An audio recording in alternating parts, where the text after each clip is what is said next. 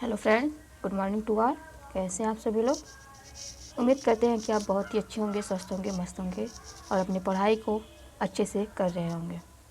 तो जैसा कि आप जानते हैं कि हमने पिछली क्लासों में एक सीरीज स्टार्ट की थी ज्योग्राफी को लेकर, जिसमें हमने आपको बताया था कि मैं क्लास सिक्स से लेकर 12th तक की NCERT को कंप्लीट करूँगी। तो जिसमें हमने पिछली क्लासों में क्लास 6 एवं 7th की NCERTs को बहुत ही अच्छे से तरीके से कंप्लीट किया, जिसमें आप लोगों का बहुत ही अच्छा रिस्पांस रहा है, आप लोगों ने सपोर्ट किया।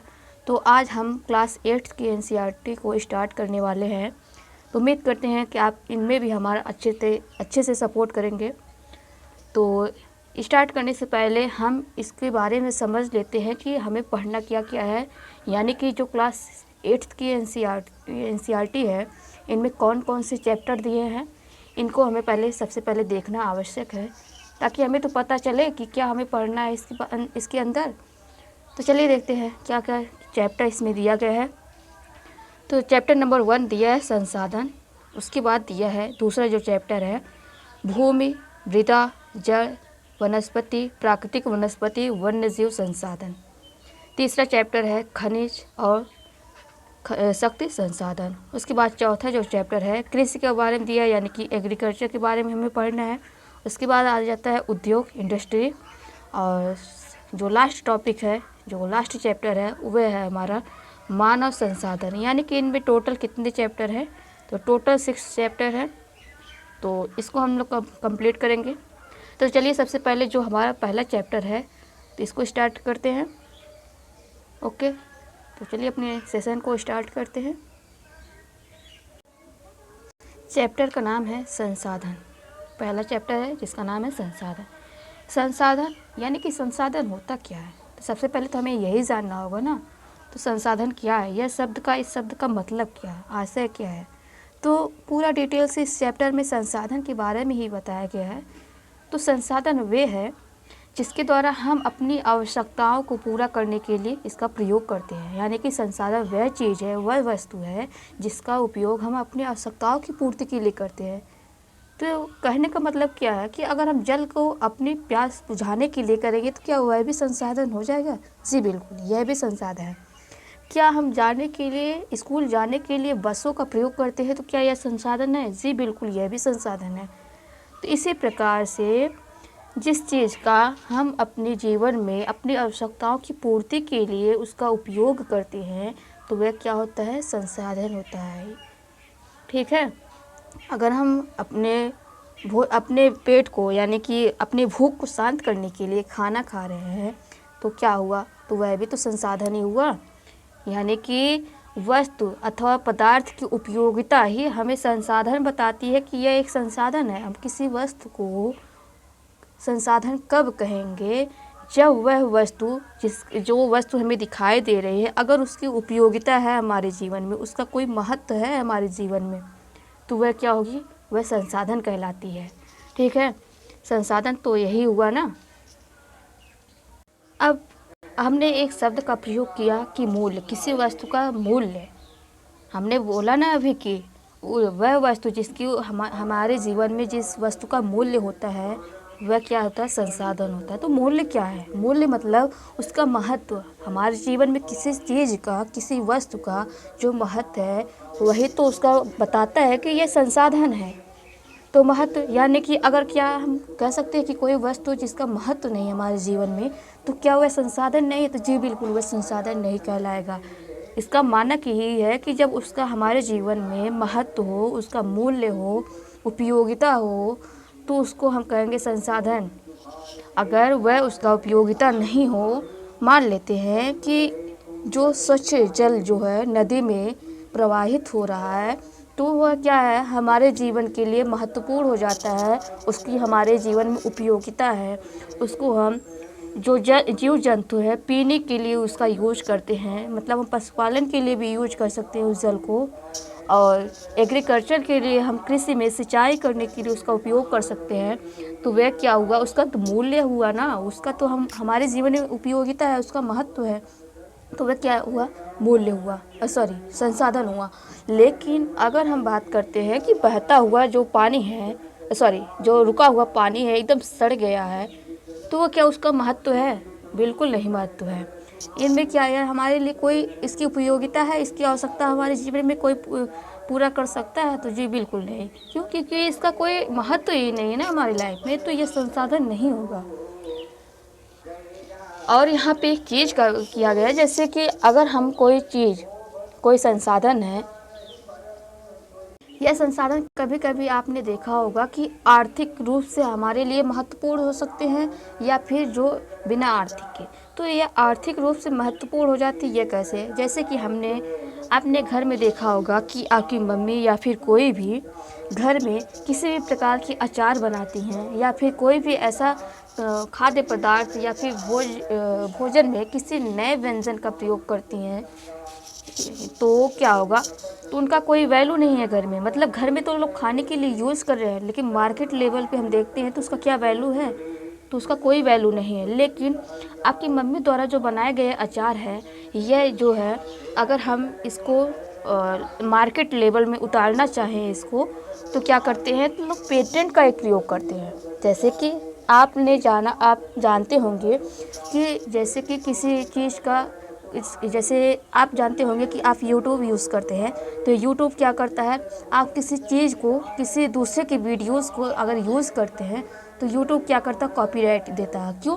क्योंकि आपने किसी दूसरे के सामानों को यूज किया, तो क्या किया, तो इस कारण वह दंड के रूप में कॉपीराइट देता है। उसी प्रकार पेटेंट भी होता है, जो कि अगर हम कोई चीज़ खोज किए, किसी चीज़ का आविष्कार किए, ठीक है, तो हम पेटेंट ले सकते हैं। जैसे मान लेते हैं हम किसी चीज़ का खोज कर रहे हैं, वह दुनिया में अभी खोजी नहीं गई है, हमने आविष्कार किया किसी चीज़ का, ठीक है, तो क्या करते हैं कि हम पेटेंट ले लेते हैं। तो पेटेंट का अर्थ होता है कि हम, वह पेटेंट जो होता है, पेटेंट का सीधा मतलब होता है कि अधिकार लेना। मतलब उस पर जो हम वस्तु की खोज किए हैं उस पर हमारा अधिकार है। हम चाहे तो इस पे पेटेंट लेंगे, तो यह पेटेंट कितने दिन तक होता है, लगभग 20 साल तक इसका वैल्यू होता है इस पेटेंट का, जो कि हमने अधिकार लिया है। इसके बाद ये पेटेंट ख़त्म हो जाता है, ठीक है। यानी कि 20 साल तक अगर हमारे द्वारा जो बनाया गया या फिर खोज किया गया जो आविष्कार है, इस पे अगर कोई दूसरा यूज करता है, दूसरा इसको लेके महंगे दामों पे बेचता है, यानी कि अपना बता के वह यूज करता है जो कि हमारे द्वारा बनाया गया था या फिर खोज किया गया था, तो उसको हम पेटेंट दे सकते हैं, यानी कि उसको दंड देते हैं। दंड के रूप में हम आर्थिक दंड को भी दे सकते हैं, कितना रुपया उनको हमें पे करना होगा, या फिर उस चीज़ के लिए हम जैसे कि उस चीज़ को ब्लॉक कर सकते हैं, हमेशा के लिए रोक सकते हैं उनको मतलब कि दंड के स्वरूप में जेल भी जानी हो सकती है। मतलब इस तरह से कई प्रकार के दंड को बताया गया है, जो कि हम पेटेंट उसका नाम देते हैं। यानी पेटेंट का सीधा सा एक अर्थ होता है अधिकार जमाना। मतलब कि जो चीज़ जिसने खोज किया है उसी का अधिकार हो सकता है, अन्यथा और इसके अलावा किसी और करेंगे। तो अगर कोई और करता है तो उसको दंड का भागीदारी होना पड़ता है। तो पेटेंट ही, यानी कि जो हम संसाधन का यूज कर रहे हैं अपने द्वारा जो बनाया गया है, तो उस पर हम पेटेंट ले सकते हैं, ठीक है। यह संसाधन जो हमने बनाया, तो यह क्या है, समय के साथ साथ और इनमें हमने प्रौद्योगिकी का यूज़ किया, तभी तो यह परिवर्तित हुआ ना एक नए संसाधन के रूप में। लोग क्या करते हैं, लोग अपने विचार, अपने ज्ञान, अपने आविष्कार एवं खोज के द्वारा तो संसाधन को एक छोटे संसाधन यानी कि एक ओल्ड संसाधन से एक नए संसाधन की ओर विकसित करते हैं। पहले आप ये समझिए कि मान लीजिए पहले क्या था, पहले भाप का इंजन था, ठीक है। अब क्या हुआ, मानव ने अपने ज्ञान का यूज किया, अपने आविष्कार का मतलब अपने विचारों का यूज किया, तब जाकर वह क्या, अंग्रेजों द्वारा देखिए कोयले का जो है, कोयले के द्वारा कोयले से चलने वाली ट्रेनों का यूज़ किया गया। मतलब उनमें तो थोड़ा परिवर्तन लाया गया। उसके बाद आप देखिए धीरे धीरे आज के समय में क्या हुआ, अब इलेक्ट्रिक से चल रही है, ठीक है। इस प्रकार इनमें परिवर्तन लाया जा रहा है। तो यही है, तो जो परिवर्तन ला रहा है तो वह उस पर अपना अधिकार जमा सकता है। तो इसको क्या कहते हैं, संसाधन जो है इनमें परिवर्तन लाया जा रहा है। तो प्रौद्योगिकी, हमने एक शब्द का यूज किया है, तो ये प्रौद्योगिकी क्या है? प्रौद्योगिकी किसी कौशल करने, देखिए यहाँ पे लिखा है कि किसी कौशल करने अथवा वस्तु बनाने में जो नवीनतम ज्ञान का प्रयोग किया गया है वही है, क्या है, प्रौद्योगिकी है। मतलब किसी चीज़ को बनाने के लिए हम जो अपने ज्ञान का यूज कर रहे हैं, नवीन ज्ञान, मतलब कि जो हमें हमारे पास मौजूद संसाधन उनमें परिवर्तन ला रहे हैं अपने नए विचारों के द्वारा, उनमें नवीनता ला रहे हैं, तो क्या होगा, यही है प्रौद्योगिकी। उसके बाद यह हमने तो संसाधन की बात कर ली अच्छे से कि ये संसाधन होता क्या है, किसको कह सकते हैं, किसको संसाधन नहीं कह सकते हैं। लेकिन इसमें प्रकार भी है संसाधन के, कितने प्रकार के हो सकते हैं, तो यहाँ पे कुछ प्रकारों को मेंशन किया गया है, जैसे कि प्राकृतिक संसाधन हो सकते हैं, दूसरा मानव संसाधन हो सकते हैं, और तीसरा जो मानव द्वारा वर्गीकृत किया गया इसको। तो जो हम सबसे पहले देखेंगे कि प्राकृतिक संसाधन क्या होता है। तो प्राकृतिक संसाधन वह है जो प्रकृति द्वारा बनाया गया है, ठीक है, उनमें मानव का कोई रोल ही नहीं है। अब प्रकृति द्वारा संसाधन ये क्या होता है, तो ये बेसिकली ये होता है जिसका हम प्रकृति ने बनाया है, उसका हम डायरेक्ट यूज़ कर रहे हैं संसाधन के रूप में। तो एग्जाम्पल के रूप में आप इस प्रकार समझ सकते हैं कि जो हमारे पृथ्वी पर जो वायुमंडल में हमारे वायु स्थित है जिसमें ऑक्सीजन भी मौजूद है, तो क्या कर रहे हैं हम, ऑक्सीजन को डायरेक्ट यूज़ कर रहे हैं ना, हम तो ऑक्सीजन को बना नहीं रहे हैं, पेड़ों ही द्वारा जो बनाया गया ऑक्सीजन उसी का तो हम यूज़ कर रहे हैं ना। तो क्या हुआ, ऑक्सीजन ये हमारी आवश्यकताओं को पूर्ति कर रहा, तो इसको हम संसाधन कह सकते हैं, तो जी बिल्कुल कह सकते हैं। तो वायु यानी कि जो ऑक्सीजन है, तो ये क्या है, संसाधन है। अब जो पृथ्वी पर जो मौजूद है मृदा, इस पे हम निवास करते हैं, अपनी खेती को करते हैं, फसलों को उगाते हैं, तो क्या है कि यह भी तो हमारी आवश्यकताओं को पूर्ति कर रहा है, तो इसको भी हम कह सकते हैं संसाधन, जी बिल्कुल कह सकते हैं, ठीक है। तो ये क्या है, मृदा जो है प्राकृतिक संसाधन की देन है, मतलब प्रकृति की देन है कि जिसका हम आज उपयोग कर रहे हैं, यह मानव थोड़ी ना बना रहा है। जल, आपको जल देखने को मिलेगा, यह भी प्राकृतिक संसाधन है। लेकिन अब हम बात करते हैं कि ये जो संसाधन होते हैं इनको भी जो प्राकृतिक संसाधन है इनको भी हम दो भागों में बांट के पढ़ते हैं। कौन कौन सा, एक होता है नवीकरणीय, एक होता है अनवीकरणीय, ठीक है। एक नवीकरणीय संसाधन होता है, एक अनवीकरणीय संसाधन होता है। तो नवीकरणीय संसाधन क्या होता है, यह तो पहले जानना पड़ेगा। तो यह जानिए सबसे पहले कि वे संसाधन होते हैं जिनका भंडार असीमित होता है, मतलब हम यूज करते हैं। नवीकरणीय संसाधन क्या होगा, ये इसका जो भंडार है, मतलब कि जो उपलब्ध है, उपलब्धता है इसकी असीमित है। मतलब इसका कहने का तात्पर्य यह है कि अगर हम इसका यूज करते हैं फिर दोबारा हम यूज कर सकते हैं, मतलब यूज पे यूज करते चले जाएंगे, ये ख़त्म होने वाला नहीं है। तो उदाहरण के लिए आप जान सकते हैं कि जो पवन है, पवन जो बह रही है आपको देखने को मिल रहा है, क्या यह ख़त्म होती है, कभी नहीं। क्या आपको ऐसा लगता है कि पवन ख़त्म हो जाएगी, ऐसा कभी आपने महसूस किया? तो जी बिल्कुल नहीं, ऐसा नहीं है। और इसके द्वारा जो सूर्य से आने वाली प्रकाश किरणें हैं, तो क्या आपको ऐसा लगता है कि सूर्य का प्रकाश ख़त्म हो जाएगा? तो ऐसा भी नहीं है। तो क्या हुआ, इसके उदाहरण हुए क्या, सौर पवन ऊर्जा, ठीक है। तो अभी यहाँ पे एक चीज़ और बताने के लिए हमने भूल गया है, जैसे कि इसका जो भंडार है असीमित है, इनको पुनः प्राप्त किया जा सकता है, ठीक है। तो अब यहाँ पे एक चीज़ और यहाँ पे आपको समझना होगा कि नवीकरणीय और अनवीकरणीय में अंतर। तो पहले हम सबसे पहले इसको जान लेते हैं, अनवीकरणीय क्या होता है, इसके बाद हम आगे आपको बताते हैं। तो अनवीकरणीय वे होता है जो वे संसाधन होता है जिनका भंडार सीमित होता है, ठीक है। यानी कि अगर उसको हम यूज कर लेते हैं तो आने वाले समय में वह ख़त्म हो जाएगा, समाप्त हो जाएगा। इनको समाप्त हो जाएगा, क्या इनको दोबारा बनाया जा सकता है?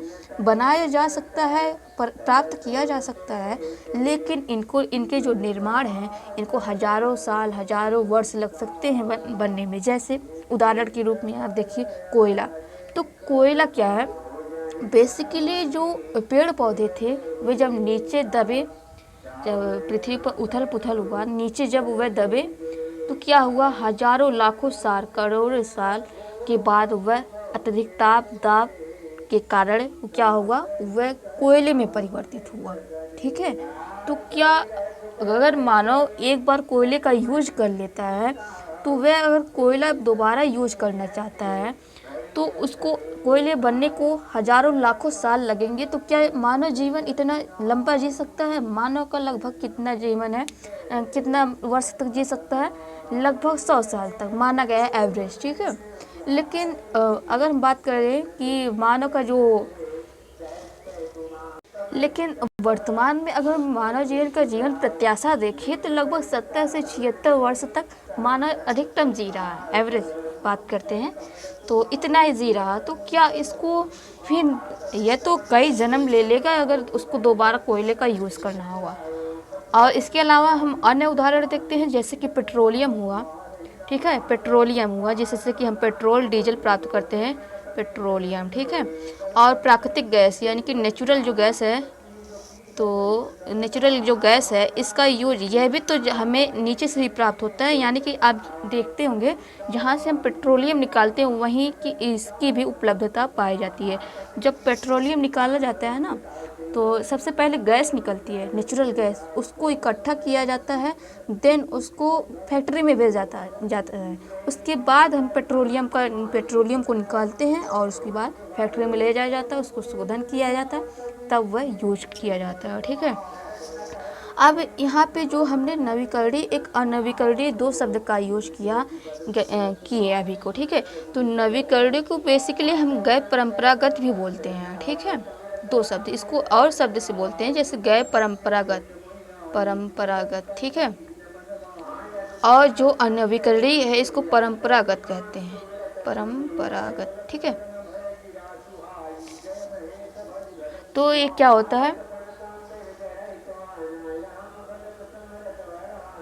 परंपरागत। ठीक है, अब ठीक है, तो यह क्या है, तो परंपरागत और गैर परंपरागत कहने का आशय क्या है, तो हमने बेसिकली अभी बताया कि जो अनवीकरणीय संसाधन है इसी को हम बोले परंपरागत संसाधन। यानी कि आप इस प्रकार से याद रखिए, हम भी इसी में कंफ्यूज हो जाते थे पहले कि ये इसको हम अनवीकरणीय परंपरागत किसको, मतलब इन दोनों नाम में कन्फ्यूजन आ जाती है किसको क्या कहते हैं।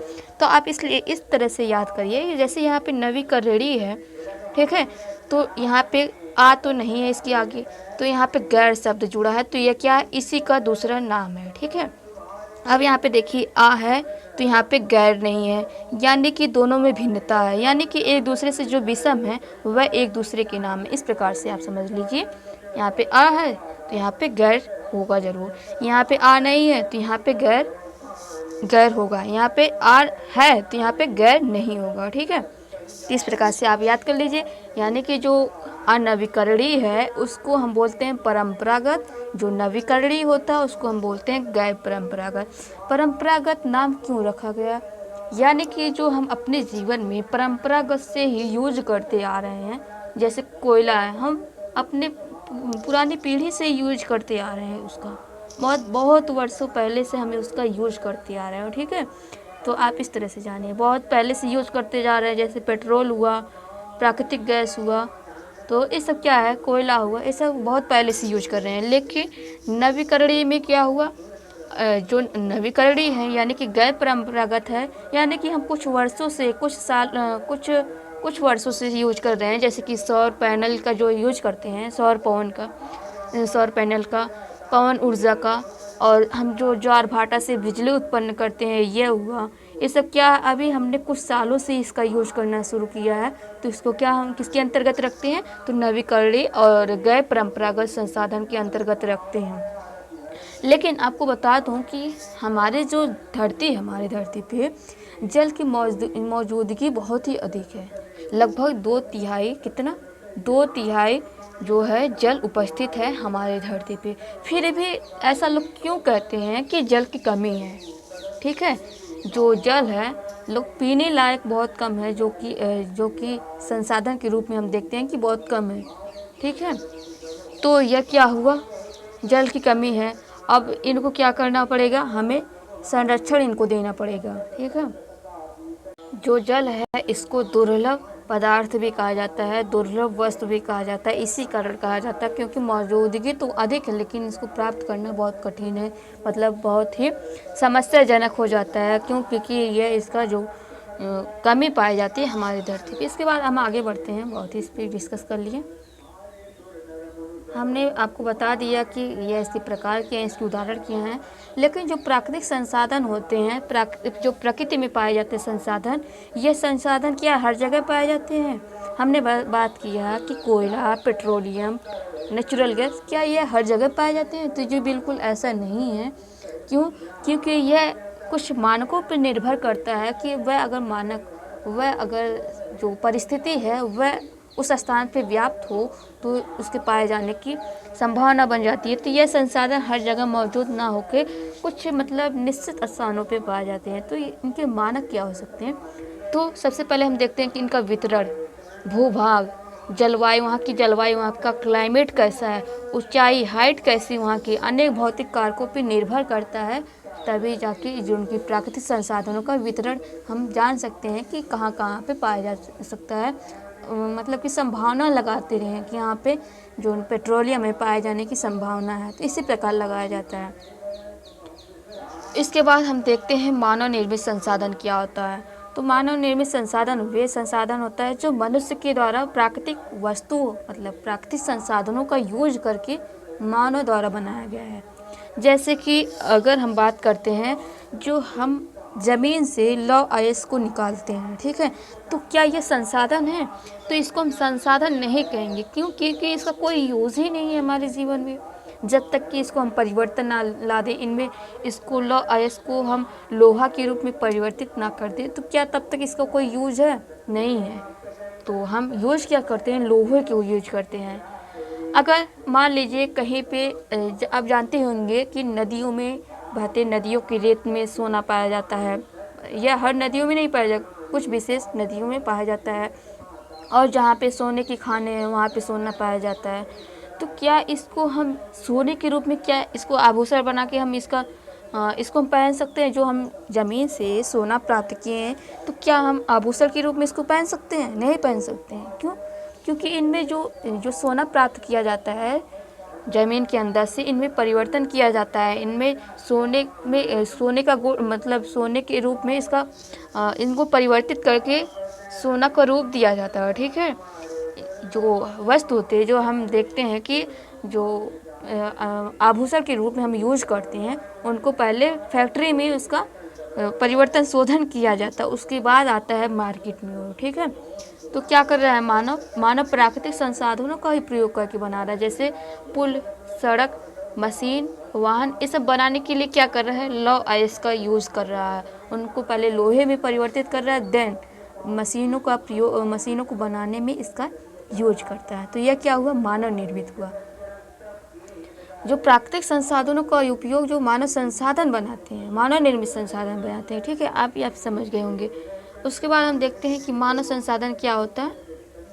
तो बेसिकली जो मानव संसाधन मनुष्य द्वारा तो बनाया गया है, लेकिन वह अपना ज्ञान, अपनी कौशल आदि का प्रयोग करके, मानसिक एवं शारीरिक योग्यताओं का प्रयोग करके वह जो संसाधन बनाता है, क्या होता है? मानव संसाधन होता है, ठीक है।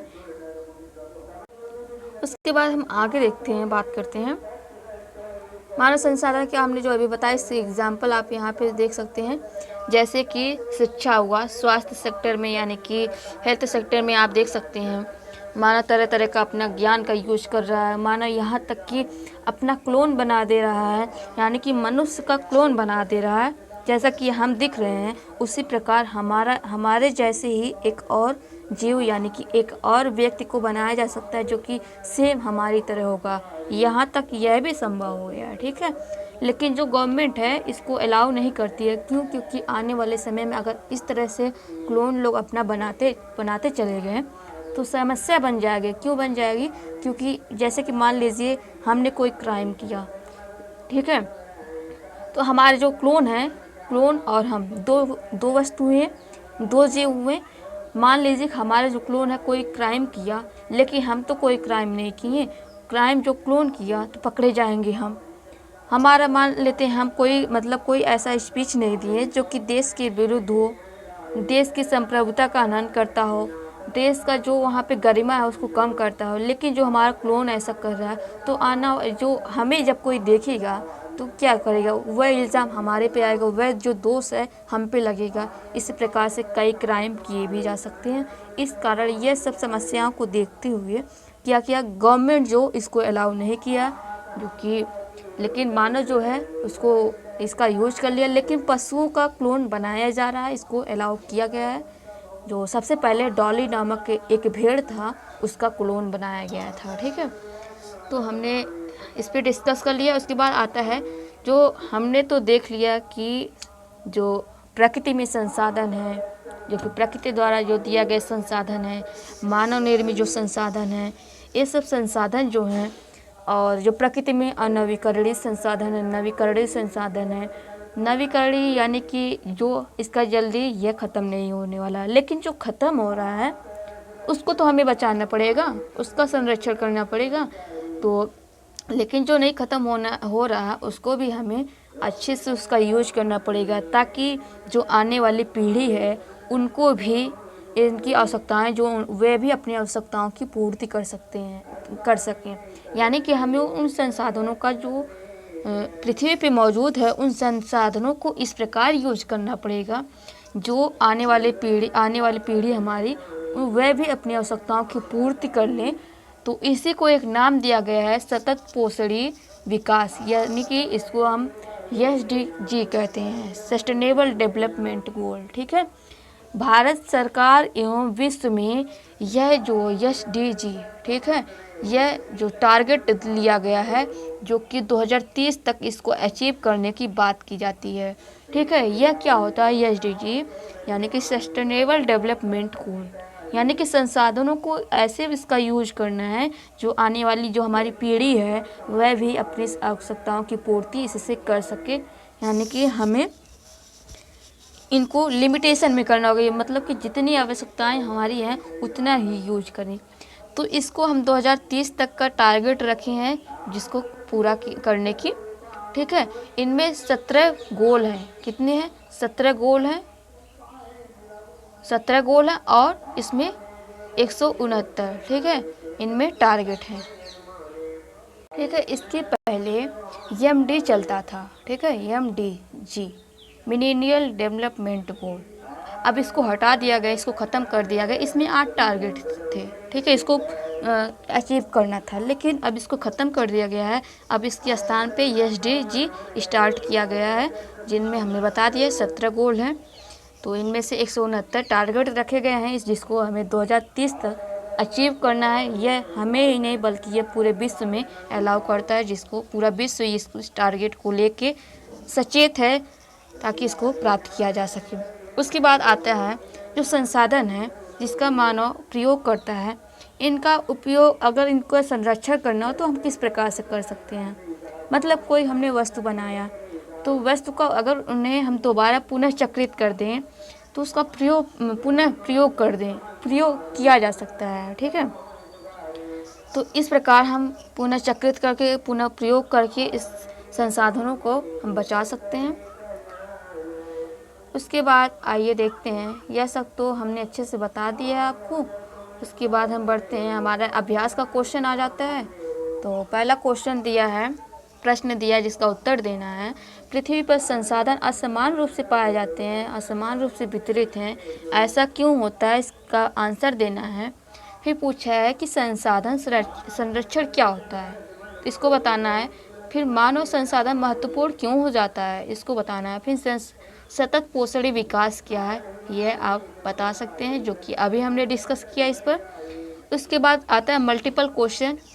तो पूछ रहा है कि कौन सा संसाधन को संसाधन को निर्धारित नहीं करता है। हमने जैसा कि बताया उसका मूल्य, महत्व, उपयोगिता ही तो उसको बता दिए कि यह कोई वस्तु संसाधन है या फिर नहीं है। तो क्या हमने वहाँ पर मात्रा शब्द का यूज किया था? तो नहीं। तो यानी कि ये वाला शब्द है मात्रा, यही इसका सही ऑप्शन होगा। मतलब यह जो संसाधन के निर्धारण में इसका यूज नहीं किया जा सकता है। ठीक है, उसके बाद क्वेश्चन नंबर दूसरा कहता है कि कौन सा जो मानव निर्मित संसाधन है।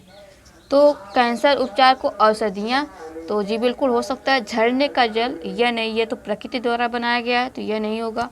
उष्णकटिबंधीय वन, यह भी प्रकृति द्वारा बनाया गया तो यह नहीं होगा, यानी कि option number A is the right answer. ठीक है।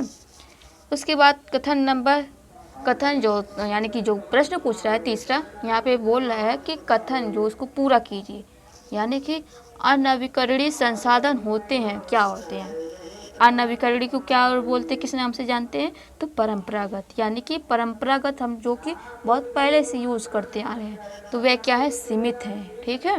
जैसे कि कोयला, पेट्रोलियम, नेचुरल गैस, ये क्या है, सीमित है, तो इसका ऑप्शन यही होगा। तो option number A is the right answer. बाकी ये चैप्टर ख़त्म हो गया। उम्मीद करते हैं कि आपको यह वीडियो बहुत ही अच्छे से समझ में आई होगी और जानकारी आपको नहीं मिली होगी, तो लेकिन जानकारी मिली होगी तो वीडियो को लाइक कीजिएगा, सब्सक्राइब कीजिएगा और लोगों तक शेयर कीजिए, ताकि यह उन लोगों को भी प्राप्त हो सके जो इससे नहीं जुड़े हैं। ठीक है। तो आज की वीडियो में इतना ही। बाकी कल नेक्स्ट वीडियो में हम बात करेंगे अगले चैप्टर के बारे में। तब तक के लिए स्वस्थ रहिए, मस्त रहिए, पढ़ते रहिए, हंसते रहिए, मुस्कुराते रहिए। जय हिंद, जय भारत।